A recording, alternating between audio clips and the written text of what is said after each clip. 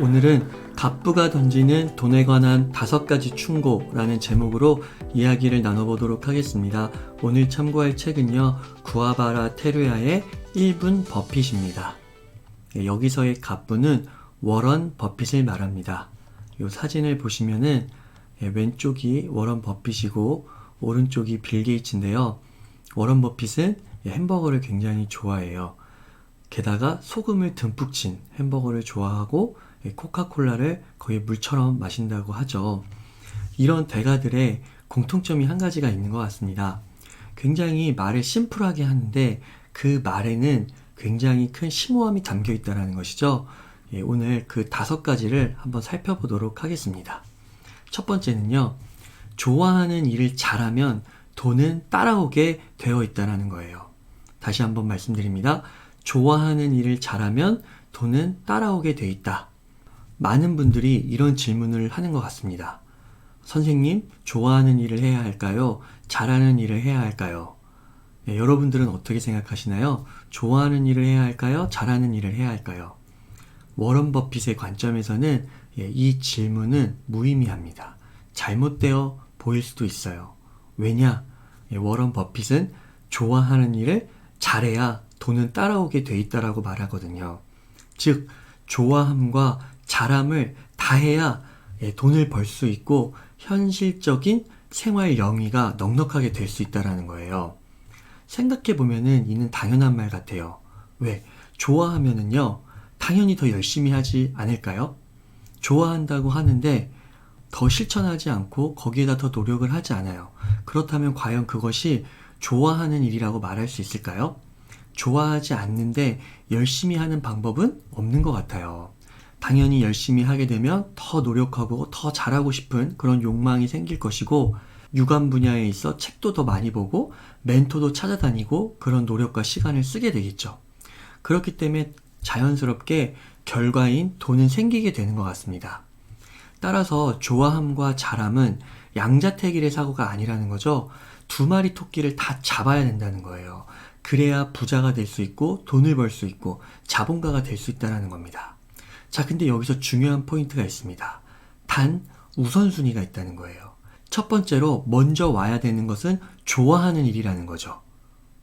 잘하는 일이 먼저 오는 게 아니라 좋아하는 일이 먼저 오고 나서 그 다음에 잘하게 된다는 거예요. 이 부분은 지난 웅이사의 하루 공부에서 다뤘던 무엇이 성과를 이끄는가라는 책이 있습니다.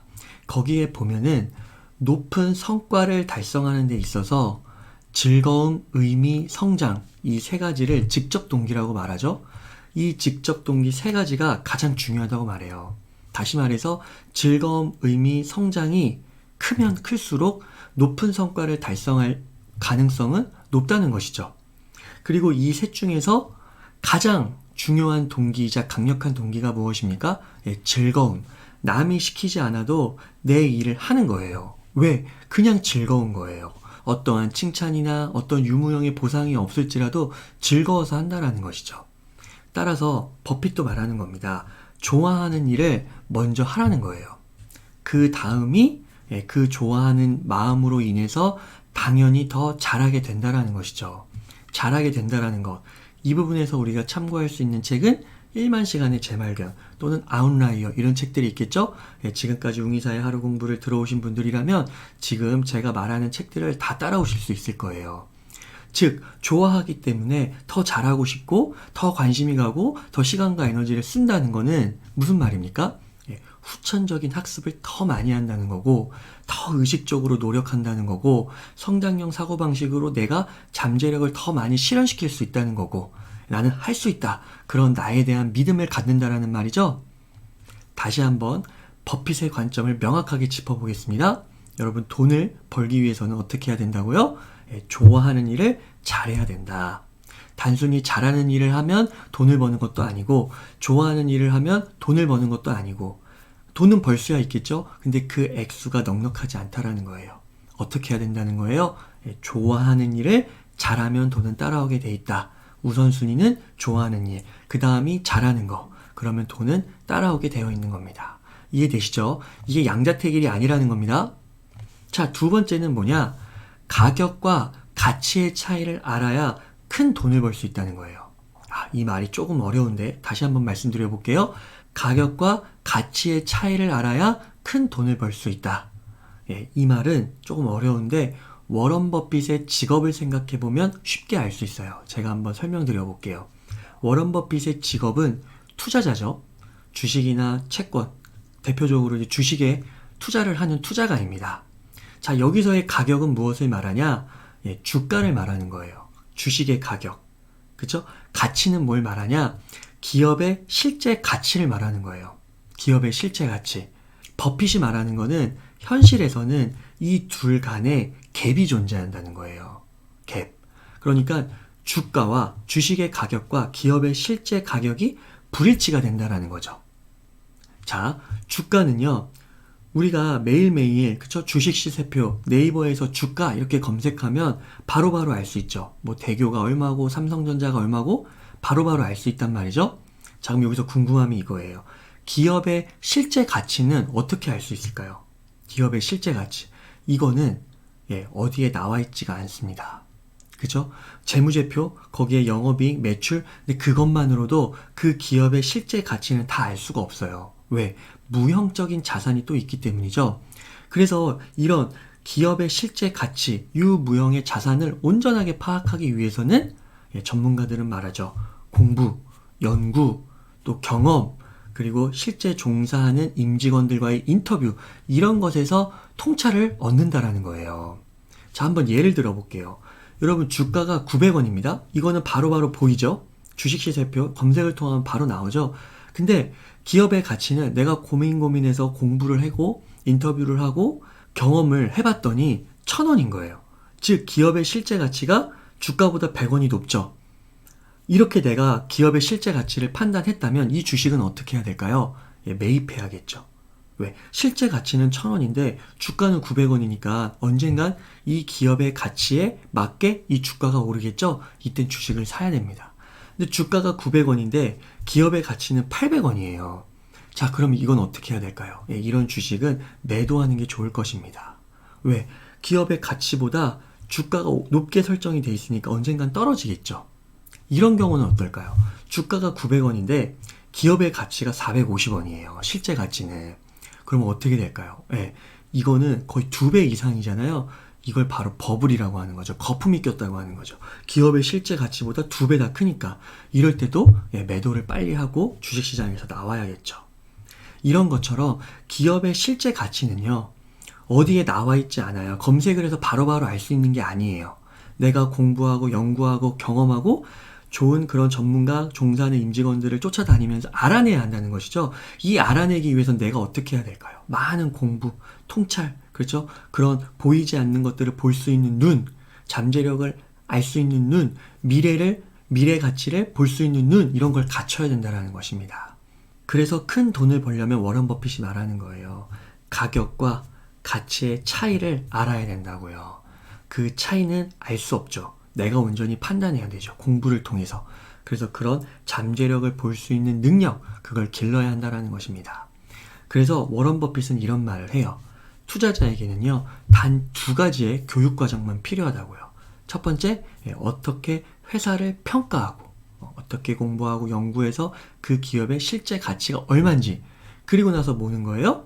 어떻게 그 시장 가격이 변하고 있는지를 보는 거죠. 그러니까 이 2가지만 공부를 하면 된다라는 거예요. 굉장히 심플하지 않습니까? 주식 어렵고 뭐 차트 분석, 기술 분석 어렵다고 하는데 이렇게 심플해요. 그러니까 워런 버핏이 말하는 건 뭐예요? 주가에 현혹되지 말고, 이 주가는 매일매일 막 엄청나게 바뀌잖아요. 그래서 막 그때마다 내 심장도 막 오르락내리락 하잖아요.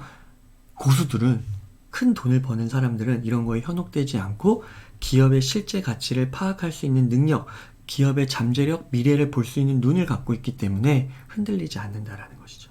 다시 한번 말씀드려보면 가격과 가치의 차이를 알아야 큰 돈을 벌 수 있다. 가격은 이미 나와 있죠? 근데 가치, 기업의 실제 가치는 모른단 말이에요. 남에게 의존하는 것이 아니라 내가 온전히 볼 수 있는 눈, 그것을 알아야 된다는 겁니다. 이 눈은 뭘까요? 바로 미래를 볼 수 있는 눈, 보이지 않는 가치를 볼 수 있는 눈. 이건 어떻게 갖출 수 있다고요? 공부, 독서, 연구, 그리고 실전 경험, 이런 것들이 필요하겠습니다. 자, 갑부가 던지는 돈에 관한 세 번째 충고는 독서를 하지 않으면 큰 부자가 될 수 없다라는 거예요. 부를 운이 좋게도 이루고 나서도 유지할 수가 없다라는 겁니다. 이 3번은 앞서 2번과 연결이 되죠. 미래를 보는 눈, 보이지 않는 것을 볼 수 있는 거는 그런 능력을 어떻게 기르냐면은 바로 공부, 독서 이런 것들이 필수로 수반되어야 한다는 점 한 번 더 강조해서 말하고 있는 것입니다. 워런 버핏의 말을 한번 들어볼게요. 당신의 인생을 가장 짧은 시간에 가장 위대하게 바꿔줄 방법이 무엇인 줄 아는가요? 만약 당신이 독서보다 더 좋은 방법을 알고 있다면 그 방법을 따르길 바랍니다. 그러나 인류가 현재까지 발견한 방법 가운데서만 찾는다면 당신은 결코 독서보다 더 좋은 방법을 찾을 수 없을 것입니다. 뭐보다 더 좋은 방법이 없다고요? 독서보다 더 좋은 방법을 찾을 수가 없다라고 말하고 있는 거예요.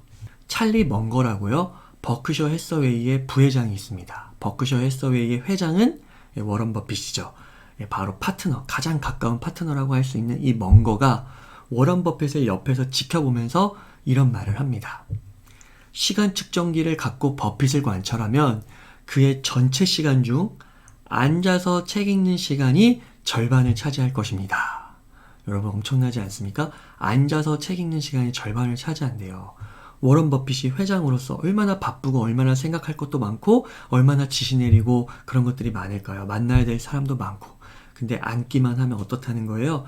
책 읽는 그것으로 대부분 시간을 보낸다라는 것입니다. 또 하나의 에피소드가 있어요. 한 미국인이요. 유명인 워렌 버핏에게 편지를 썼어요. 지혜와 지식을 구한다면서 단 한 가지 지혜를 좀 말해달라고 한 거예요. 단 한 가지 가장 중요한 지혜.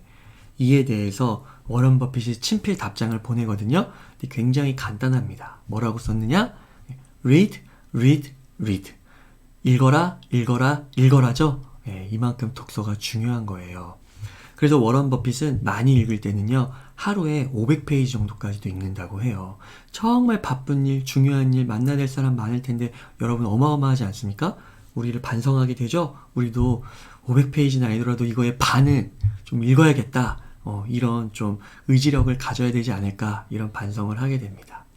버핏의 독서에 있어 한 가지 중요한 포인트가 있어요. 이 부분도 간과하면 안 되는데 그것이 무엇이냐면 바로 실용적인 독서예요. 실용적인 독서. 조금 더 구체적으로 말하면 실제로 돈을 만드는 데 도움이 되는 책들 이렇게 시작을 하는 거예요. 이런 버핏의 독서의 특색은요. 할아버지로부터 물려받았다고 해요. 할아버지가 약간 규모 있는 그런 식료품점을 운영하는 사업가셨다고 하는데 이 할아버지가 책을 많이 읽으셨대요. 근데 그 책들이 주로 실용적인 독서들 그리고 위인전을 읽더라도 어떤 롤모델에 대한 책을 읽더라도 사업가들 포드 자동차의 헨리 포드라든지 철광왕 카네기, 앤드류 카네기 이런 사람들의 책을 주로 읽었다라는 겁니다. 그래서 실사구시가 안 되는 그런 책들은 후순위로 밀리는 거예요. 후순위. 자, 네 번째 돈에 관한 충고는 무엇이냐? 옆에서 주변에서 잭팟을 터뜨렸다고 말하는 사람들을 부러워해서는 큰 돈을 벌 수 없다는 겁니다. 잭팟, 대박이죠? 그러니까 대박을 터뜨린 사람이 옆에서 생겨나는 거예요. 근데 그거를 부러워하면 안 된다는 거예요. 그 마음을 지키라는 겁니다. 그래서 어떻게 해야 되는 거냐? 이럴 때는 부러워하지 말고 애초에 길게 갈 생각을 하라는 거죠. 단기 투자가 아니라 장기 투자, 가치 투자를 하라는 겁니다. 오히려 잭팟이 터졌을 때 왜 그것이 잭팟이 터졌는지 더 공부하라는 거죠. 더 공부. 그래서 그게 행운일 수도 있거든요. 어떠한 논리적, 합리적 이런 게 아니라 사람이 비이성적이면 그런 것들에 자극을 해서 단기적인 성장일 수도 있는 거거든요. 그러니까 이런 걸 흔들리지 말고 우직하게 나아가라는 것이죠. 그래서 버핏이 이런 말을 합니다. 어떤 주식을 10년 동안 보유하지 않으려면 단 10분도 가지고 있을 생각을 하지 말아야 한다. 그러니까 어떤 주식을 살 때는 열심히 공부하고 연구해서 그 실제 가치를 알고 그것이 주가 대비 저평가되어 있을 때 그걸 사는 거잖아요. 그만큼의 파악하려고 하는 노력이 바로 이거죠. 10년 동안 내가 이 주식을 보유하겠다. 이런 마음가짐이거든요. 근데 이런 마음가짐을 갖다는 사람이 그쵸? 금방 그렇게 흔들리고 팔아버리고 그렇게 하겠습니까? 그렇지 않다는 거죠. 그래서 주변에 그런 잭팟, 대박에 부러워하지 말라, 흔들리지 말라 이런 말입니다. 자, 마지막 5번째 돈에 관한 충고입니다. 매우 검소해야 부자가 될 수 있다는 거예요. 매우 검소해야. 명언이죠. 투자는 자본주의적으로 하고 진짜 실제 삶은 비자본주의로 하는 거예요. 자본주의는 여러분 소비 지상주의라고 말할 수 있겠죠. 뭔가 물건을 계속해서 사는 거. 그리고 인풋 대비 아웃풋이 큰 게 이런 게 바로 자본주의라고 할 수 있겠죠. 그러니까 투자는 이렇게 자본주의적으로 하는 거예요. 더 많이 팔려고, 그렇죠? 인풋 대비 아웃풋이 큰 그거에 맞춰서 투자는 하는 겁니다. 근데 실제 삶은 어떻게 해요? 비자본주의적으로. 그러니까 소비를 안 해야 된다라는 거죠. 덜 해야 된다라는 거죠. 돈을 함부로 써서는 부자가 될 수 없다라는 거예요. 자, 그러면은요, 왜 워런 버핏은 이렇게 검소함을 주장할까요? 찬양할까요? 찰리 먼거, 버크셔 해서웨이 부회장이 말합니다. 버핏에게는 이발료 1만 원을 내는 것이 3억 원을 쓰는 것이나 마찬가지입니다. 이런 말을 해요. 이게 무슨 말이지? 1만 원이 버핏에겐 3억 원이라고? 이게 왜 그러냐면요. 바로 복리의 원리를 말하는 거예요. 복리. 여러분 복리 아시죠? 소액이라도 시간을 두고 축적해 가면은 부자가 될 수 있는 이 복리. 아인슈타인은 불가사의가 있다고 했잖아요. 그 불가사의 중에 하나가 바로 이 복리의 원리라고 하죠. 이게 왜 이렇게 찰리 먼거가 이야기를 하냐면 실제로 1956년에 버핏이 본격적으로 투자를 시작합니다. 주식을 사요. 근데 2014년까지 58년 동안 무려 22% 이상 수익률이 났대요. 매년. 여러분 어마어마하죠?